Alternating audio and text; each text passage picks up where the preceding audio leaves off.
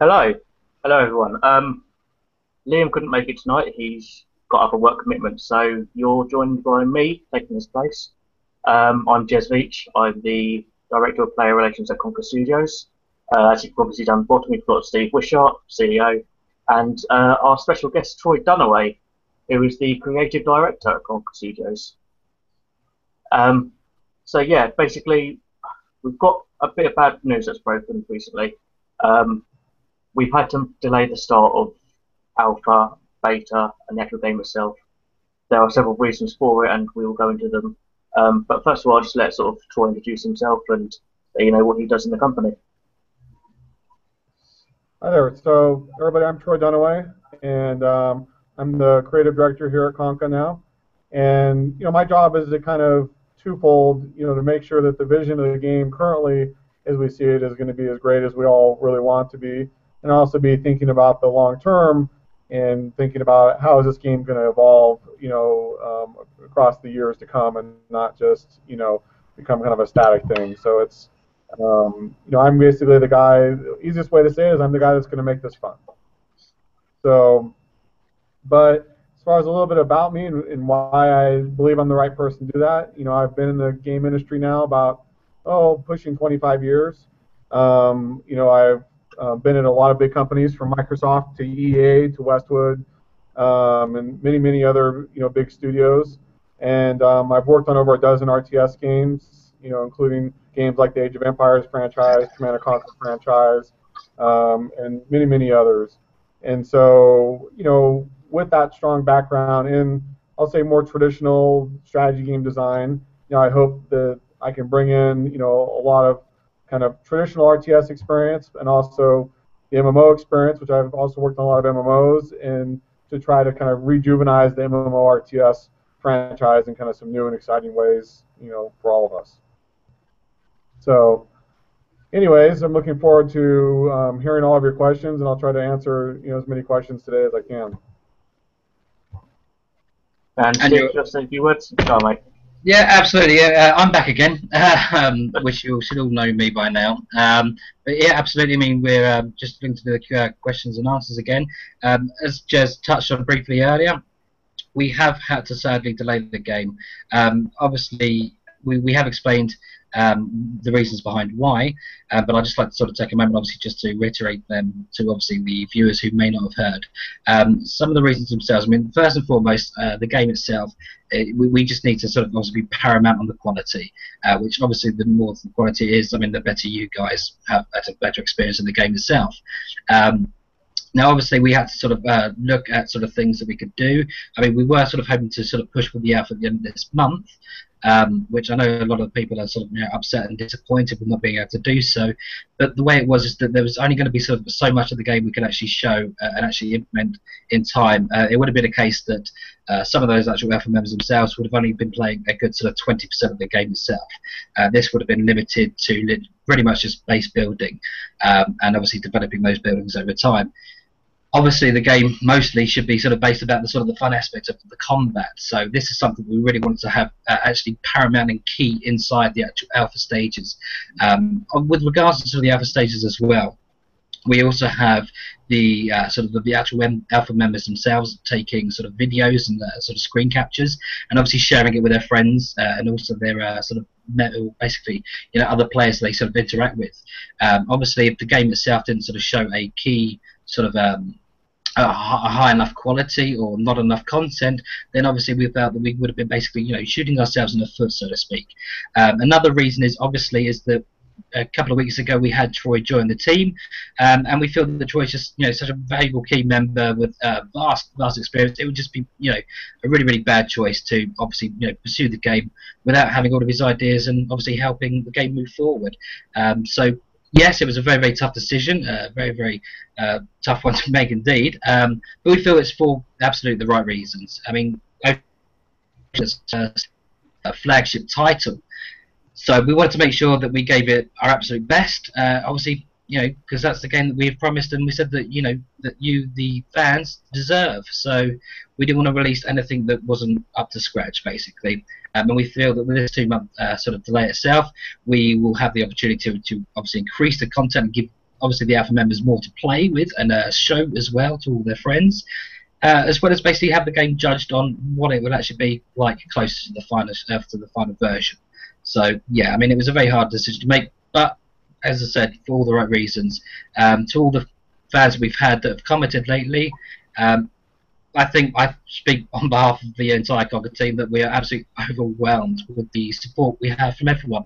I know that the decision has gone down well with everyone, but we would say that the vast majority, it's just been overwhelming. And as I've said in the group many times, we are absolutely lucky to have a fan base as loyal and as dedicated and as understanding as we do have. I think that sort of speaks volumes of Konka's commitment to the clarity and obviously keeping the fans up to date with regards to the game.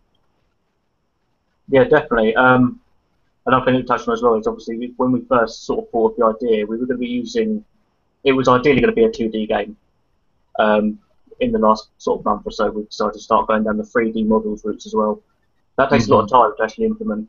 I can't. What is this? About 36 drawings of the same ship, 36 different angles.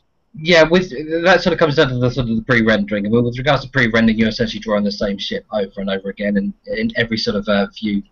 In particular, really, with a 3D model, you have just so much more control, and not only that, it just allows us to deliver, a much more, I would say, a better experience of playing the game itself. So that was one key move, and I know that a lot of people played with the demo last week, which we revealed at the end of the show, and again, the support for that was just fantastic. So yeah, I mean, I believe it certainly has been a very, very good move. Yeah, definitely. Right, so I can hit you up with a couple of questions if you'd like. Yeah, absolutely. Fire away. Yeah. So Troy, I think this is one of the big questions that gets asked quite a lot by people that are quite negative about Konka and sort of Ocean at War. They're not quite sure how we would get someone like you, someone who's got 25 years of experience to come and join the actual Konka team. So I mean, what realistically drew you towards Konka, which is realistically a small gaming company, but with high ambitions? Yeah, for me, I've been looking for, kind of just new ways to apply my skills and, and great products to work on. And, I feel like a lot of the games in this industry have kind of stagnated. A lot of stuff, there's not a lot of innovation. Oh, we lost him. There he is. Oh, am I back? You're back. We should just say that Troy's in Mexico at the moment and the connection's not great, so yeah, we're just having a lot of every now and then. Yeah, there's quite a lot of latency problems at the moment with the Troy's connection, but we have him back, so carry on. All right. Sorry, everybody. I'll apologize in advance. I'm in Mexico for a week, so my connection's very bad here. So I was saying, for me, joining Konka was an opportunity to, I think, create something that was new and interesting. The MMORTS genre in general has been a very difficult nut to crack, as they say. It's been a very difficult type of game to make. There's been a lot of failures, I'd say, more so than successes. But I think that the market's kind of starting to mature, and a lot of the design ideas and a lot of the things are starting to become feasible now. And having done a lot of MMOs and a lot of RTSs, and that having been the types of genres I'm the most passionate about, I felt that it was time to bring my ideas and bring my skills over, and apply them, into this new game. But unfortunately, if I was to go back to and work for a big company like EA or somebody, a lot of them are very risk adverse. A lot of these companies don't want to take risks and chances, and so a smaller company like Konka allows me to potentially be able to drive my vision forward in a way that I think can hopefully not just be a copycat game, but push us into a company that can be a market leader. Yeah, definitely. I mean, from where we are as well, the delay that we've done is sort of to give us the option to actually be that market leader. We can sit back, we can refine our ideas, and just jump forward a lot. And that's one of the main reasons why we have delayed it as well, is because we want to be the front pack, we want to be the runner, and people follow us, and that's definitely the way it's going at the moment. Yeah, so I have another question. I'm not going to sort of mention any names, but when you worked on the Command & Conquer series, as you touched on earlier, I remember from my experience of playing it when I was younger, we had a lot of sort of naval-based ships. I've got a question from Paul Main that specifically asks if any of these sort of ideas of the naval warships be coming over to Konka, an ocean at war. So, well, I don't know if there's going to be things like an aircraft carrier, if I remember rightly. There were sort of multi-terrain vehicles, the hovercrafts, I think they were called. Will we see anything like that in Ocean at War? Yeah, and first let me start off with apologizing and kind of stating, I'm only been on the project a few weeks, and I have a tremendous amount of ideas. Right now, the ideas aren't about what we want to do, but sort of like, what do we have the time to do? Because I'm coming in sort of mid-project. Obviously, we don't want to delay this game for years to start over and, and do something new and innovative. So while we have a lot of ideas, we also have to kind of sort through those ideas and see what's feasible in the time that we have, because we don't want to delay the game anymore. And so that's where a huge amount of these ideas will have to kind of be rolled into the game as we go into persistent production after the game sort of launches. And I do think that there's a tremendous amount of stuff that we can pull from other RTSs, and I'd say more traditional RTSs like the CNC franchise. But I'm hesitant to talk about the ideas yet, because we don't want to necessarily give competitors ideas, and we don't necessarily want to talk about things until they're a little bit firmer. But I can say that there's the naval stuff within the CNC franchise was pretty minimal overall. I mean, there was really just a few key ships, and and the tactics there were fairly basic. I think there's several ways you can look at traditional kind of RTS naval design. I actually like games more like Total Annihilation and some things like that have had kind of better naval warfare, in the sense that they've had almost kind of a one-for-one parallel between their land units, their sea units, and their air units, and things like that, to create a more rock, paper, scissors type foundation. And that kind of stuff has a deeper set of gameplay, versus the CNC stuff. Naval was kind of there, but it was a bit more of an afterthought, and you really tended to use air units a lot more than you did, naval units and stuff. But that being said, I do think that, there'll be some opportunity for us to definitely introduce some new types of ships and some new types of gameplay, within our game that will be, I think, fairly innovative. Brilliant. Steve, I've got a bit of a tricky one for you here. I know you're smiling at that. Yeah, I can't say who actually named it, but Ocean at War went from an alpha release in July to an alpha release in July with base buildings only. So obviously we sort of cut it down a little bit. Yes. So what's going to stop us from keep delaying the game, keep delaying the game, keep delaying the game? Sort of like other games, naval-based games that we've sort of heard quite a lot about flying around. I mean, what's going to stop us from doing that? Well, the short answer is Troy.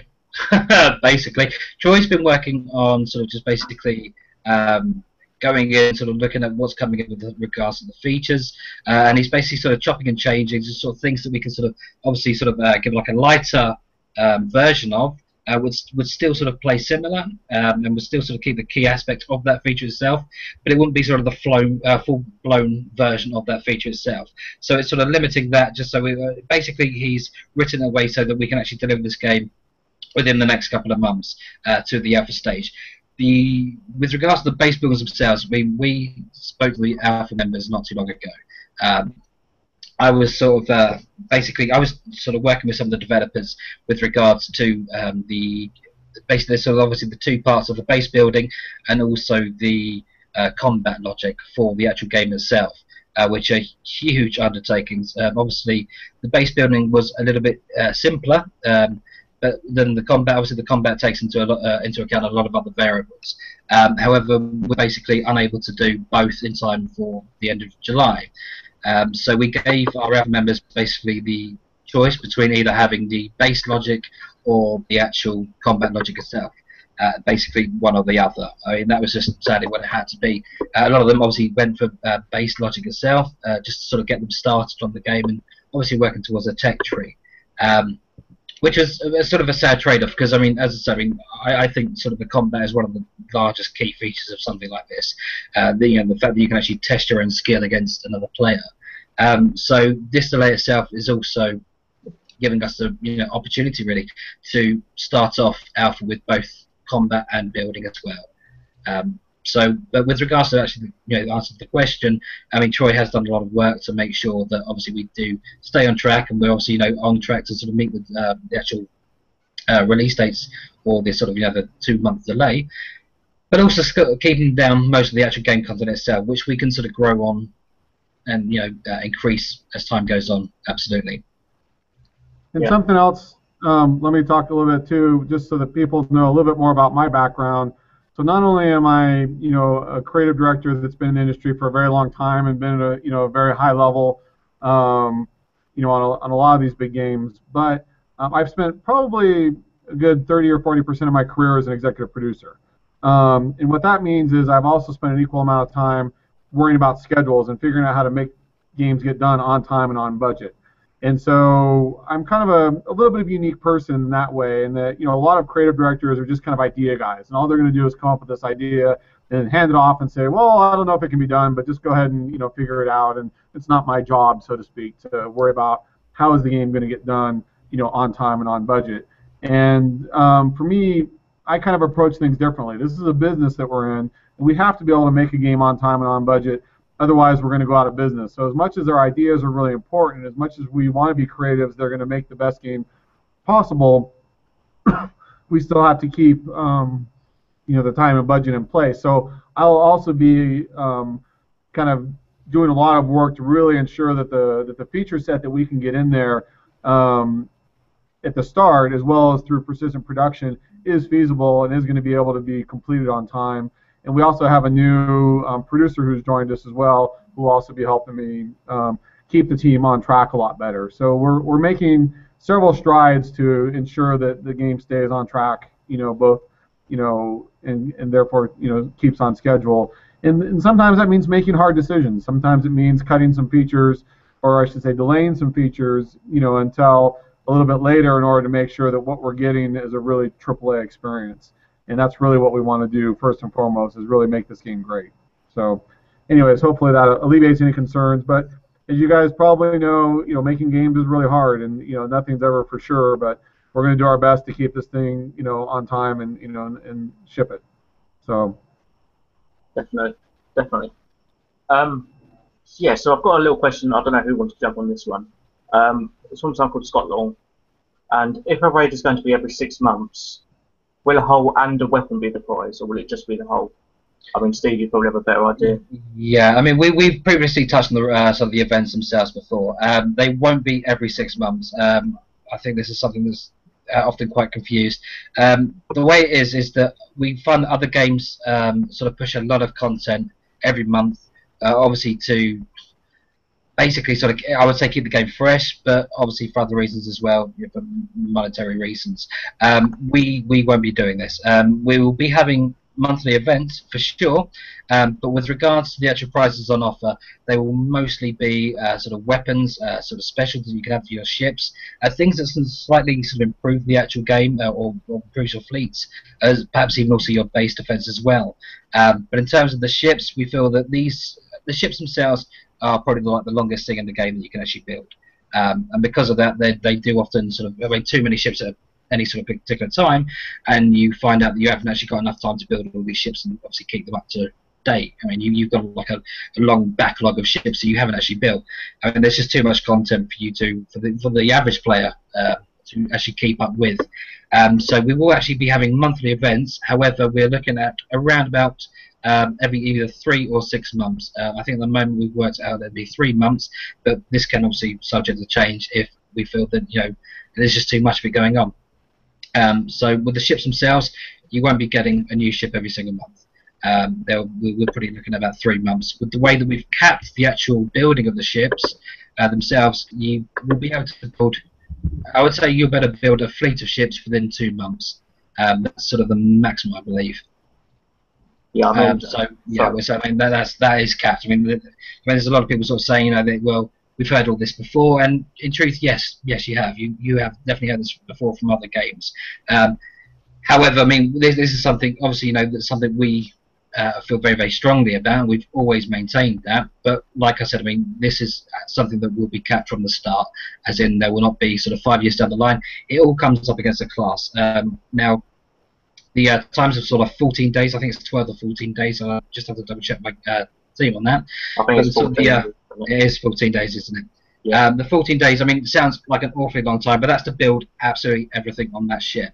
That's basically saying, but that is purely based on the actual battleship class, which is like the strongest class in the game.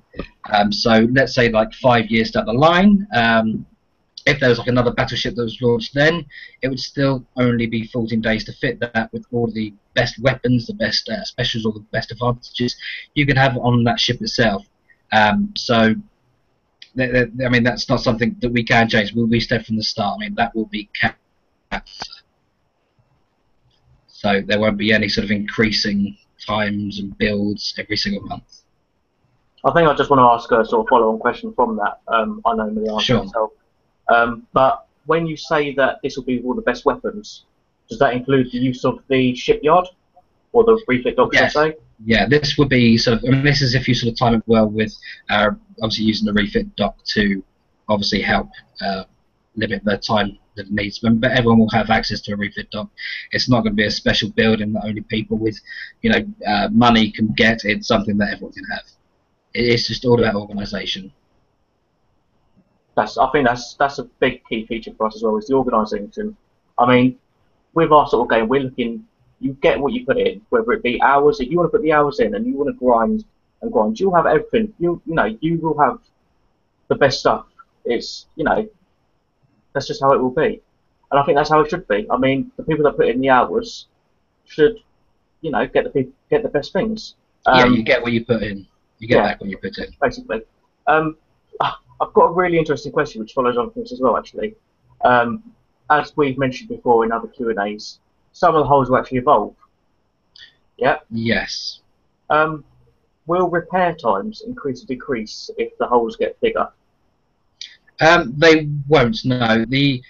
How sort of I'm envisaging it, I probably actually won't give too much details away, but no. Once they evolve, the repair times won't increase.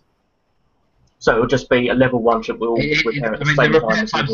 Yeah, I mean the repair times are all based on sort of the actual health of the ship. I mean that's how it's all worked down to. I mean obviously to repair, well the sort of a 1 second accounts for a set number of health points that you're obviously repairing onto that ship. But I mean obviously as you evolve, the ship will get more health. Obviously other advantages like that. So it will increase, but it won't sort of be sort of a huge jump. It will obviously increase as the actual ship evolves, and obviously the more health it has, obviously the better it does out in the ocean, and obviously, yeah, I mean it will sort of increase from that, but it won't be sort of a huge jump, not at all. Brilliant. But I think there's chime in just here. Sorry, go on. Can you hear me okay? I think there is opportunity, though, not saying that we're going to, but I think there's a lot of opportunity to provide additional upgrades and things like that will allow players to, invest in things that might allow their ships to repair faster, things like that. So I think there's always going to be ways for players to, optionally choose, if they want to spend money in certain ways in order to increase or decrease, a lot of the repair time. So I think that's what makes it kind of fun, is there will always be choices. Players just have to choose whether those are a path that they want to go down, and if that's a path they want to spend time researching or spend money, to do. Absolutely. I mean, the scope for the game is, it's unlimited at this point in time. Obviously, there are things that will be obviously rolling out in the actual alpha and during the beta stages. But in terms of the future, I mean, we're here to listen to obviously the actual players themselves. If the players aren't happy with a particular aspect of the game, then they'll obviously voice their concerns, and we will, evolve to accompany them, accommodate them, so to speak.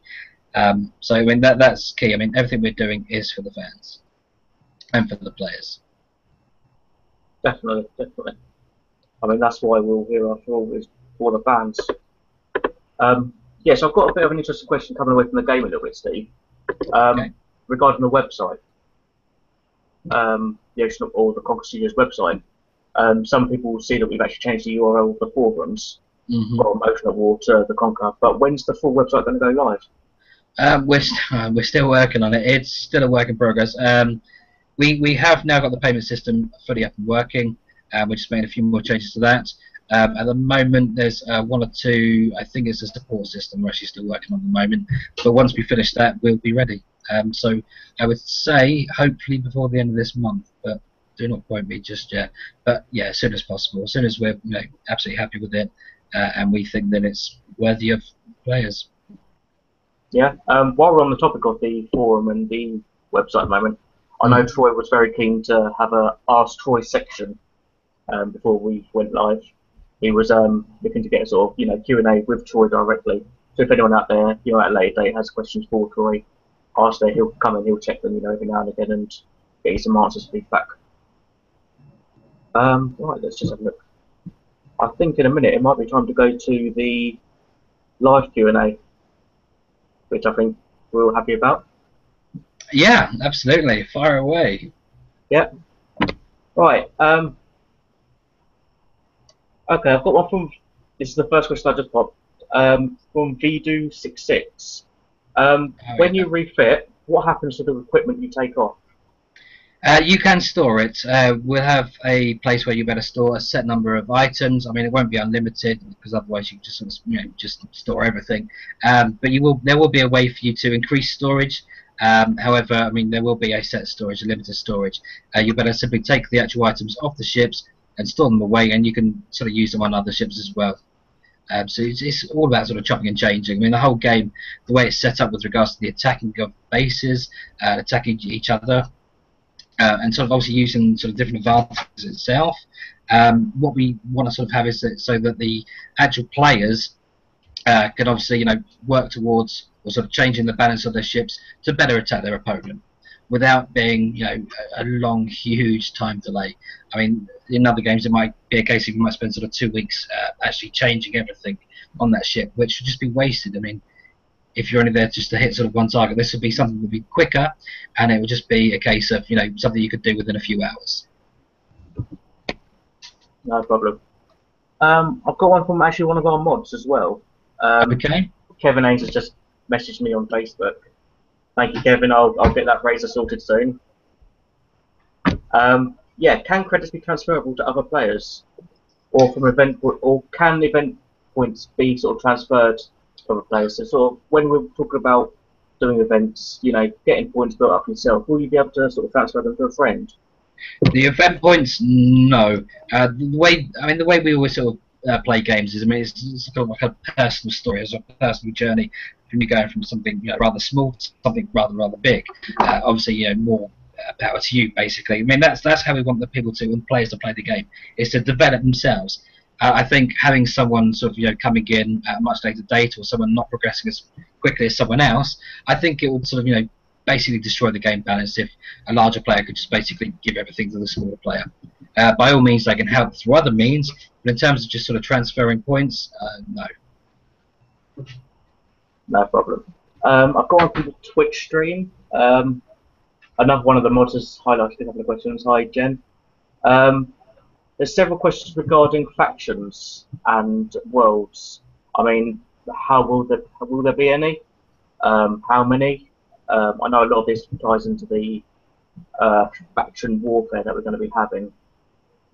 I think anyway. Yeah, I think we'll save that for another time.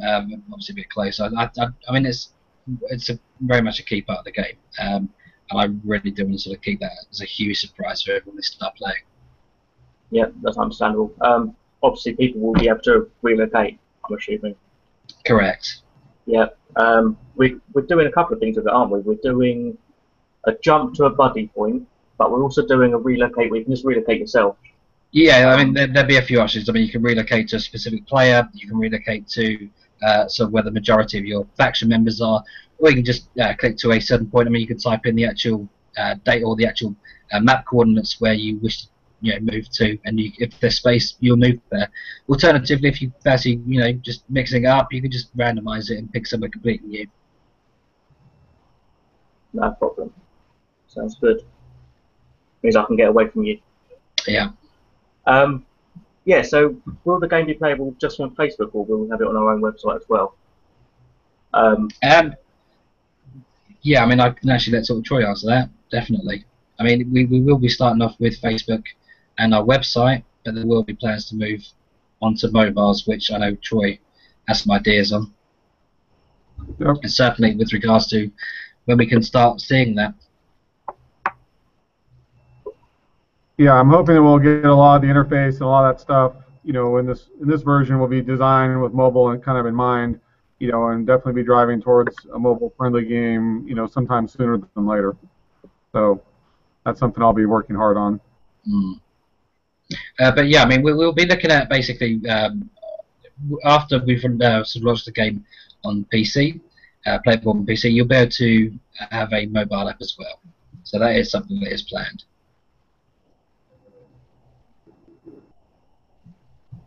Right, I've got a question from Lady Templar, who was asked a little bit earlier on, asking about pushing back the release date. She mentions, will it be done before Christmas? I think Tor touched on it earlier with, his previous roles where he's actually, he gets on people's backs, he makes the work get done. I think that's, that's pretty much been answered already, I believe. Let's have a little look, sorry. Teenage Dirtbag. How will you make the game fun for everyone? That is one for Troy. Yeah, I mean, to be honest, there's no easy answers. I mean, the challenge with any RTS or any MMO is that everybody likes different things. And so there's challenges in that if you try to make it for everybody, you can end up making a very weak game that doesn't appeal to anybody, kind of thing. And so initially, I think our goal is to really, make sure that, our core loyal, user base is going to be kind of kept happy and has a familiar experience, and then start to evolve the game to allow, more casual players or other types of players, to come in and, and have a slightly different experience. And it's not easy, and that's something that will evolve a little bit more over time, I think, than be sort of in our V1. And I don't want to talk about too many of the ideas yet, but I think there's a lot of ways, even just in generality, of making the game more approachable, of making the game easier to use, making the interface easier to understand. There's a lot of information. Obviously, these games have a tremendous amount of interface, and it's very easy, I think, for new players just to get lost and confused and don't know what's what, and makes that experience really difficult. Whereas if the interface, I think, is fixed and simplified, or certain information is clearer to players, that'll allow for that experience to be more fun. So sometimes it may not necessarily be that the core game is bad. It's just that the way you have to access it may not be intuitive, and things like that. So those are kind of some of the initial approaches we're going to take to sort of make the game a little bit more approachable and therefore open to a wider audience. But then, more gameplay and more features to allow for more types of players will obviously, become more and more important over time. And it's just going to take a little while for us to get the depth of features to keep every type of player, happy. For example, a player that wants to focus more on base building, or a player that wants to focus more on turtling, things like that. We might initially have some base defenses, but those base defenses may not be as deep as we want them to be. But over time, we can add a lot more base defenses and more types of, base units that allow those types of players to really build, and focus on, maybe they don't want to build the craziest fleets in the world, but they want to focus on just making the most killer, kick-ass base that anybody's ever seen, and just make that base completely impenetrable. And that's a play style that, and you saw those types of players, especially in Age of Empires, Command and Conquer, those types of games where players wanted to just build, these just incredible bases. And that's something that I really like a lot of, and would like us to see, more types of bases, more types of base defenses, and that becomes its own kind of strategy within that rock, paper, scissors environment. It allows players to kind of maybe sit back and focus more on their tech development. Instead of having to build uber armies to start with, they can kind of, there's still a legitimate path of going down and building very strong bases that are focused on research, allow me to kind of build up my technology to a point that then when I start building, I'm building just this most killer stuff I can build, versus sort of like building a small fleet, then researching, and then upgrading that, and then kind of going through this never-ending cycle and feeling like I'm constantly wasting money, or wasting time trying to fight. Again, some people want to do that. Some people want to have that really strong PvP, experience. But again, I think we can, as one example of how we can appeal to different types of players, we're going to do that. It's just going to take some time. I think I can add on to this as well. My play style, I haven't played any sort of recent RTS games. I remember playing Command & Conquer back in when I was about 11, and I used to build bases. That's what I'd done, and I think being a staff member at Konka, I think this will answer a couple of questions I've got around as well, is, the staff will be playing the game. The staff will be getting attacked. The staff will have big crosshairs with everyone following us. It's me more than anyone else, I think. Yeah. It'd be fun though. Yeah. I mean, we're all players. We are all players. I mean, I know I'm probably going to be focusing on base defense for my own safety. Yeah. And keep in mind, it's a difficult question because, even for instance, what we found in the CNC and the Age of Empires games and a lot of strategy games, like how American players like to play versus Korean players versus German players versus whatever, even within the world, because we're making a game for the world, those types of players can even differ by region. The types of players, it's extremely diverse. And so quite often, what people in one region may not have realized in a lot of those games, a lot of RTS games actually ship different versions of their games to different regions that were tweaked differently. For example, Korean players like to play games very quickly.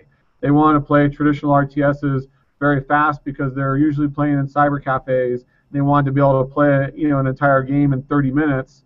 Whereas a German player typically like to play a much slower game. They like more base building, less about combat. They want a much longer game that could last hours, and things like that. So even a lot of RTSs in the past have had different experiences across the world in order to try to even localize, their content to make them great for those types of regions. And it's a harder problem when we have a live MMO game, where people from all over the world are sort of playing together. You can't have a tweaked, optimized experience. And then the other thing to keep in mind is it's very difficult because it's a strategy game. The idea of implementing new features, new content, and things like that is almost kind of counterintuitive because it breaks the rock, paper, scissors sort of inherently, in the game. And it's very difficult. And one of the reasons I believe that a lot of people have failed is because in the MMORTS field is because it's very difficult to have persistent production when you're constantly changing the sides, and changing the balance and changing that stuff. And it's a very, very difficult balance to create. And so again, while we could introduce new stuff that might allow, say, a base builder to come in and play versus somebody who likes special tactics or some other kind of unique way to win or play, if that tweaks with the balance of the game, then we're really in trouble because suddenly now one group can have a huge advantage over another. And even games like World of Warcraft, if you look at how WoW, almost every patch, every week they're rebalancing the game because it's so hard to balance multiple sides and keep it fair, especially when PvP is involved. So every time we try to make this game more playable for a wider bunch of people, we're also going to have that challenge in that we may unbalance the game, completely. So while we may make one group of people really happy, we probably can piss off, the other half. And so we're going to have to kind of keep playing with these things slowly and just introduce things very slowly over time and find ways to allow people to try new things without unbalancing the game, by adding some type of new unit or some type of new features that suddenly now the base builders, for example, are just untouchable. So while we may introduce one strategy for one type of player, we're always going to have to introduce potentially a counter to those strategies and always kind of keep everything moving up together versus, unbalancing the game of one player type versus another. So that's why our design challenge is extremely difficult compared to a lot of other types of games, on the market. We have to be a lot more careful. We have kind of the worst of both worlds, having both an MMO and an RTS. Both of those are extremely inherently difficult to balance, and when you combine the two together, it's kind of the biggest nightmare, you can have. But I do have some ideas on how I think we hope to improve that and make it better for players, long term. So we'll see if those ideas work or just, piss everybody off. But we hope that the ideas will really, excite fans. That's it. I mean, when we introduce new stuff, we'll be able to test it as staff members. We'll have our own little area of the map, and we'll be able to actually sort of, work through them and, see what benefits it, and then we can control it from there before it goes live. Obviously, just, a little bit of testing. Yes, I've got another question down here. I know it's just been answered by Lyndon, so hello Lyndon if you're watching. You guys said something about evolving ships gaining health. When ship evolves, will the visuals change as well? Such as added armor plates, more health, different designs with the max evolution. It's just, I know the answer, I know you know the answer. Yeah. Yes, they will.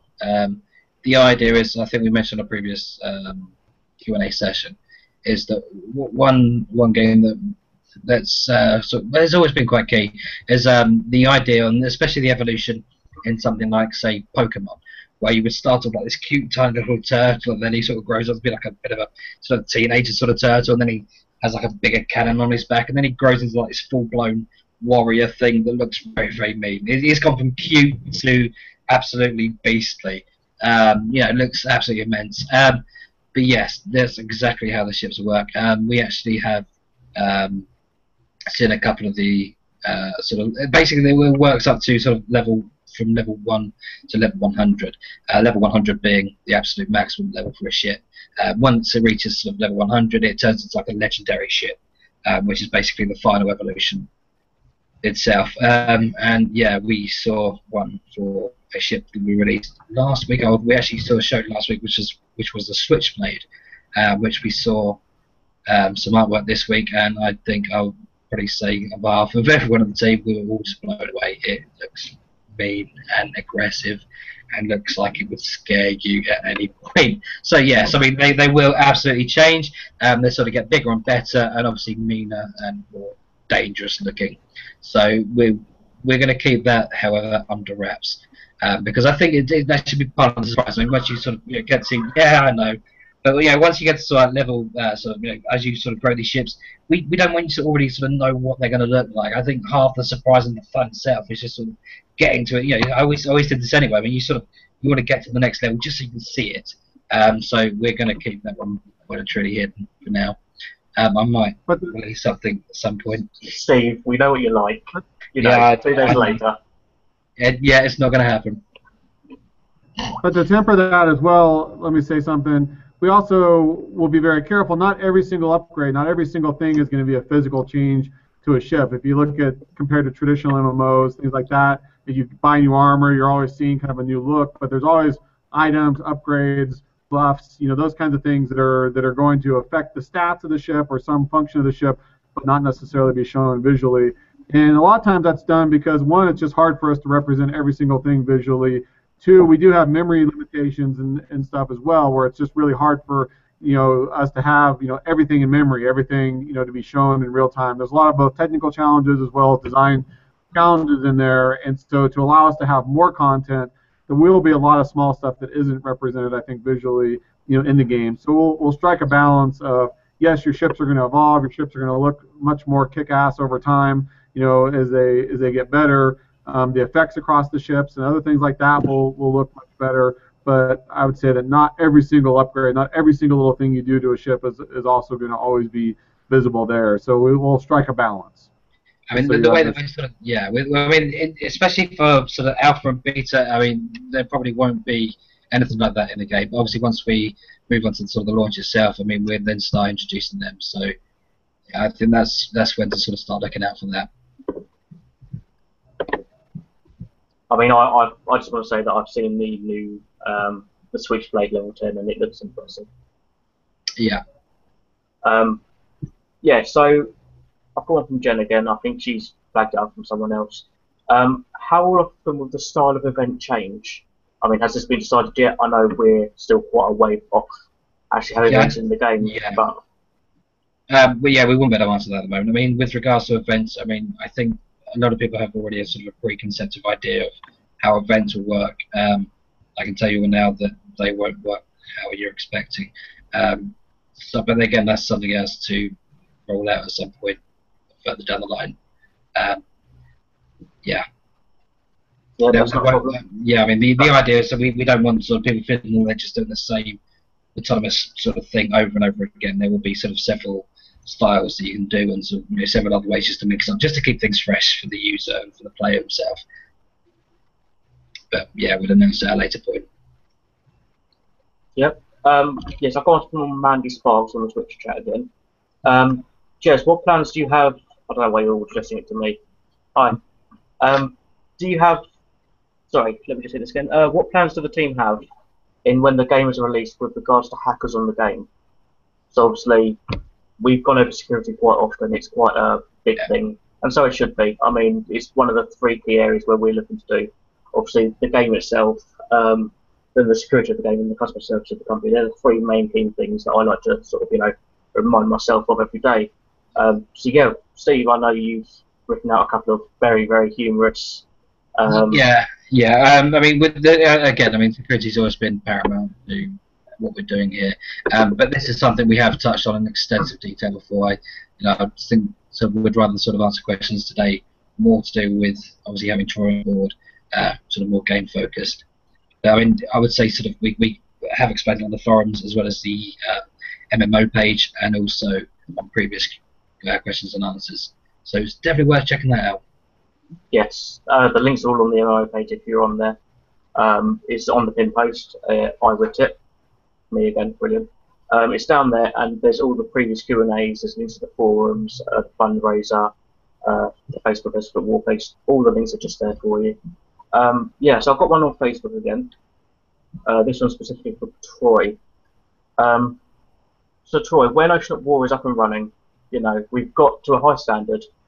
What are you going to do? Are you going to stay with Konka, or are you going to, move on to another project? I know it's a bit of a. Yeah, I mean, nobody ever knows what the future is going to hold. My hope and intention is to, I think, we're only going to get a very small fraction, I believe, of the features that I would dream of in this V1. This first version of the game is just going to be kind of the tip of the iceberg, as they say, is what I think is possible and how to change and kind of really improve this whole thing. And so whether we're calling, whether we're saying I'm moving on to the sequel, whether we're just continuing to evolve this game, however we decide to do it, I think there's a tremendous amount of opportunity to take this franchise and to take the MMORTS genre as a whole and just take it so much farther than we've ever taken it before. So I believe that the production of this game is going to go, I would hope, for years, and maybe in the meantime we'll start a bigger release or something that might change the formula a lot, and really be kind of a true sequel in some ways, because sometimes you have to throw it all away to start over to build something from the ground up that's even more revolutionary, and that's not impossible for us to do. But I don't think we're going to be done improving Oceans of War for a very long time. So I don't see myself going anywhere anytime soon. I mean, that's it, Steve. I mean, I know you'll agree with me when we say that Ocean of War is our flagship game. It's the jewel in our crown, so to speak. The foundation block for Konka Studios. I mean, we're going to be focusing on Ocean of War, and we're going to be improving it, because after all, that's what we're going to be known for. 5 years down the line, it's going to be Konka Studios. Oh, they're the game behind Ocean of War. They're the company behind, and that's where it all comes from. So we're going to try and make this game as good as we possibly can. Again, this leads into the whole delay of why we've done it, but it's because we need to make sure that this is this foundation block for the company. This is what we will be known for, and it's going to revolutionise the MMORTS franchise and the whole genre in general, really. Absolutely. I mean, it's again. I mean, we will continually work on Ocean of War. I mean, as long as people are still playing it, we'd still be working on it. That's not to say that we don't have any sort of plans in the future to release sort of another game. I know that there has been talk of that previously. Yeah, I mean, we have lots of ideas. I mean, the game itself won't ever sort of stop evolving. I mean, we have so many plans for that, and even when we've sort of launched the game later this year, it's still going to be a case of there's going to be so much more to add actually to the game itself. I mean, it's going to be sort of I would say like Well, I don't know. It's a very, very sort of small percent of what we actually have planned for it. I mean, we will continually update the game as it goes on. What sort of comes out later this year, it will not ever be sort of just the finished product, and we just leave it at that. The game will always continually evolve. Oh yeah, definitely. I mean, as well, you know, you look on the forum, we've got a suggestions page as well. We're always getting all these brilliant ideas to, you know, what we can implement.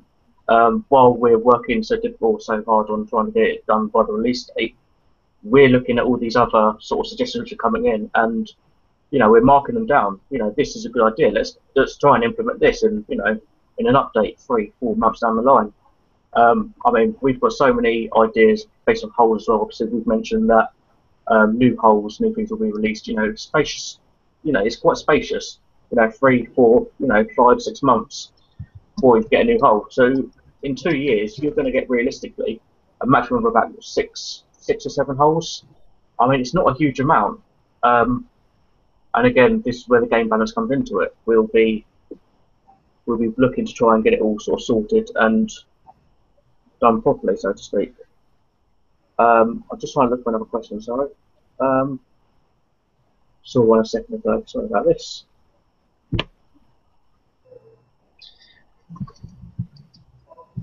Yeah, so Lady Templar again asks, how many holes will you have to pick from upon starting the game for the first time, or will you have to upgrade a lab to have access to more holes?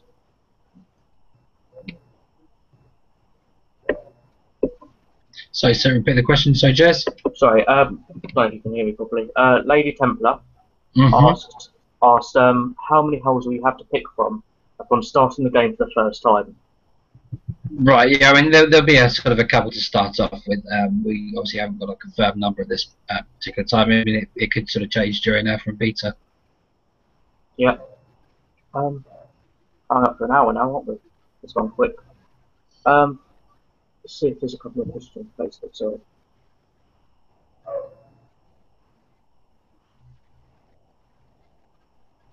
So how will updates be rolled out once the game is active? Will there be downtime once the update is done? And will these interfere with current battles? They won't. I mean, there's a couple of ways of doing the updates. I mean, we can just have one large update and have everyone sort of download at the exact same time, or it could sort of be done sort of in the background. We're opting more for the background itself, so that it doesn't actually interrupt your gameplay. Next time, obviously, you come onto the game, it would already have the new updated files to obviously process. So as soon as you sort of reload the game, you'll be playing on the new updated version. So it will just be sort of seamless. Yep. Couple of questions regarding. Let's try and find them again. I'm not very good at this. I do apologise, Liam. I'm not doing you justice. It's an art. It's a lot more difficult than it looks, surprisingly. Right, so let's have a look. Will the three-dimensional note, we're not going to ask that because that's not relevant. I think we've got time for 1 or 2 more anyhow. Yeah, I'm just looking at it. Not too many questions left, to be honest. I just want to clarify for a lot of people, we have got a lot of Dutch people which are on the forums, on the MMO page, which are constantly asking, will they be able to pay by Ideal? I know that's one of the payment options which will be introduced in the forum when it's up and running, if I believe rightly. So yeah, we will be able to take payment for Ideal. Yeah, Ideal will be in there. Another thing is we've also had a lot of people ask about base safeguard. Base safeguard will also be an option. I think it's also worth saying at the moment, in terms of Facebook credits, we're not looking at implementing them purely because I've seen so many hacks of Facebook credits that it's just not. It's easy to manipulate that.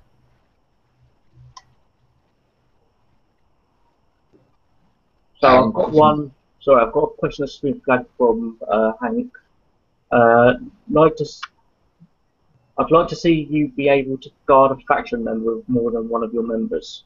So that if that comes down to if one of your friends is being attacked, you can help go and sort of help protect them. Yes, I mean you won't be able to sort of go into their base, but once they're sort of being attacked, you'll be notified and sort of showing where he's being attacked, so you can obviously swoop in and help your faction member.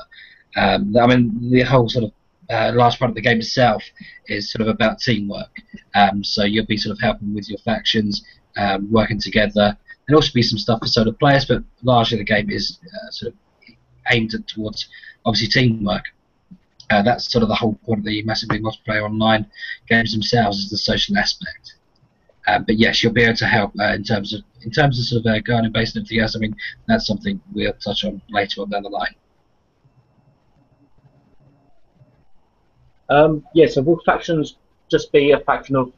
I think we've limited it now, haven't we, Steve? I don't know if it's been clarified or not. But we've actually had to limit the amount of people, members in a faction to 200. So there is a reason for this, and it will be revealed in a lot more detail once we actually go live. Yeah, I think that's it's something that we're possibly end up scaling up, going further into the game itself. But for the moment, it is just sort of limited to 200, which is more than enough. If there are sort of factions that need more than that, there is a way to obviously, you can sort of set up a separate faction and just be an ally to a particular faction. So you'll be still running around together. Oh yeah, I mean, this leads on to another question. I mean, will factions be able to friend each other? And alternatively, will they be able to actually attack each other as well? Sort of declare an alliance and declare enemies, so to speak. Is that what we're going to be looking to do for the? Yes, yeah, you'll be able to declare sort of any. I think we have to have a certain number of enemies. So I'm not going to be able to reveal that just right now. But you will be able to sort of you'll be able to sort of set up whether or not you're actually in a truce or if you're at war with a particular alliance or faction themselves. So there'll be lots of teams working together, and obviously we always like a bit of a war zone going on as well, which would be something quite cool, which we'll reveal as well very soon. I mean, have you got anything to add on to there, Troy? I know you're working a lot on the game mechanics and the sort of game balance of it. Yeah, I mean, again, I have a lot of ideas, but I think that's something to share, share at a later date. I think we're still solidifying what all can be done in factions. But I will say that I'm a really, really big believer in improving the social aspects of these games, and I think that's one of the biggest areas that I really want to try to improve, whether it's now or later, and making the game a lot more social and a lot more ways to play together. So I'm very passionate about how to improve all the alliance stuff and those types of systems. So there'll be more announcements to come as we solidify things. Okay then. I think we've looked at the. I can't see too many more questions which are. There's a lot to talk about. Sorry, go on, Steve.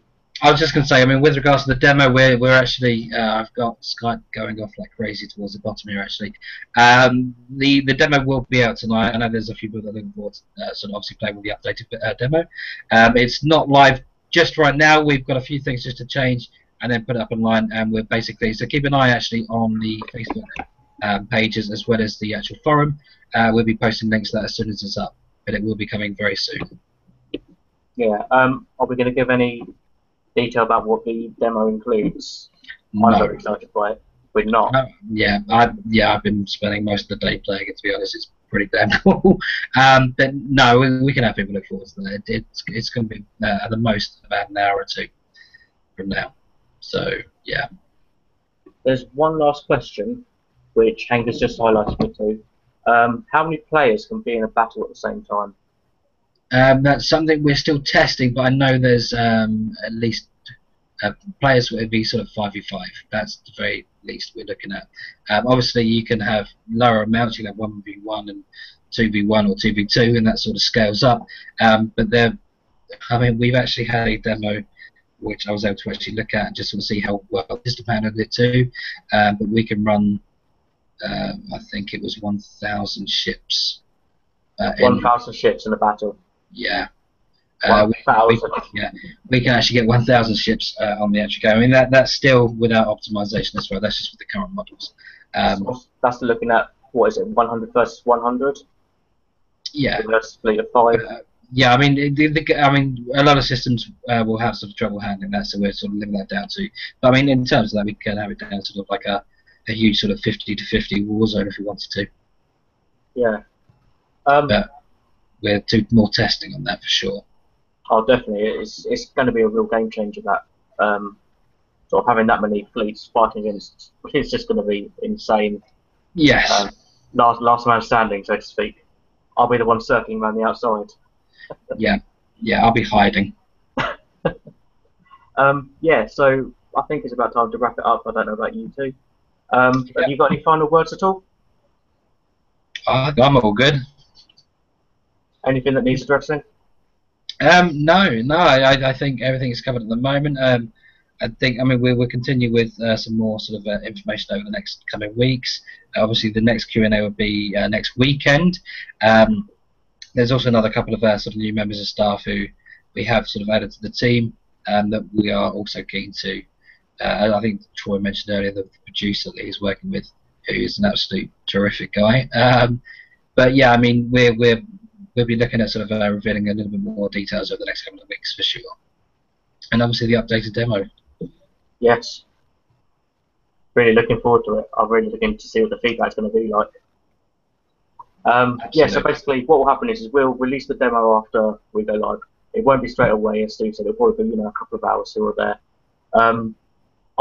In a couple of days, I'll do what I done last week. I'll put up a message on the Ocean at War Facebook page and the forums and the MO group asking for your feedback. I really want to see what you think of it. Again, this is just getting the balance between sort of gamer and developer. We want to know what you think of it, and that way we can improve or slightly change.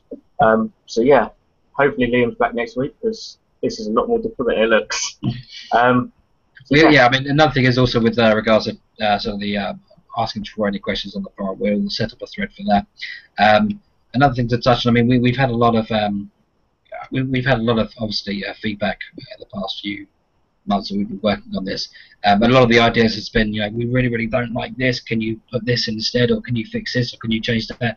I think it's also worth noting, I mean, just to give us an idea of things you just really do doing as well, in any sort of MMO RTS game, or any sort of RTS games themselves. I mean, things that you just love to do, things that make the game really quite play really well for you. Just things. I mean, we've already got a sort of a good idea of what makes a true great RTS, especially Troy. I mean, obviously, yeah, just sort of more opinions on sort of things and positive things from games that you like to see. Well, I think we should wrap it up then, Steve, I believe. Absolutely. Okay, I will now start the broadcast and we'll post this onto YouTube. Thanks so much for tuning in and watching, and we'll see you next week. Thank you and good night. Thanks, everybody. Thanks. Bye now.